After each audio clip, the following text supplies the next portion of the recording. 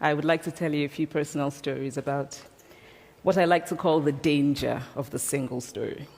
I thought about this when I left Nigeria to go to university in the United States. I was 19.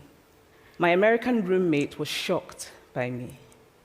She asked where I had learned to speak English so well and was confused when I said that Nigeria happened to have English as its official language.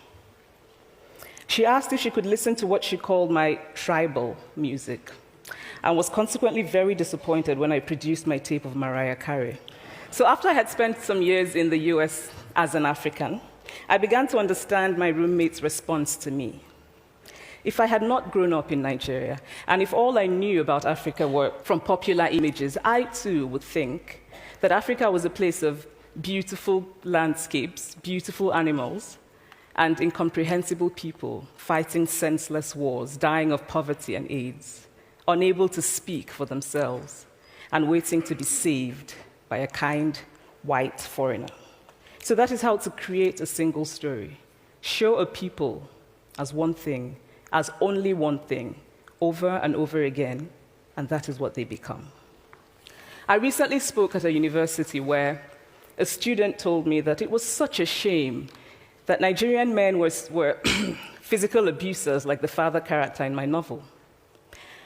I told him that I had just read a novel called American Psycho, and that it was such a shame that young Americans were serial murderers.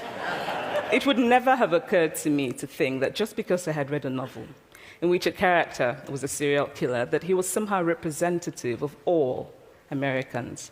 And now this is not because I'm a better person than that student, but because of America's cultural and economic power. I had many stories of America. I had read Thailand, Updike, and Steinbeck, and Gateskill. I did not have a single story of America. I've always felt that it is impossible to engage properly with a place or a person without engaging with all of the stories of that place and that person. The consequence of the single story is this: it robs people of dignity.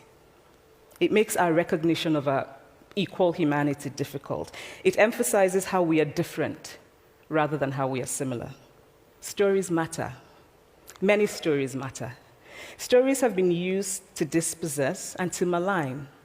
But stories can also be used to empower and to humanize.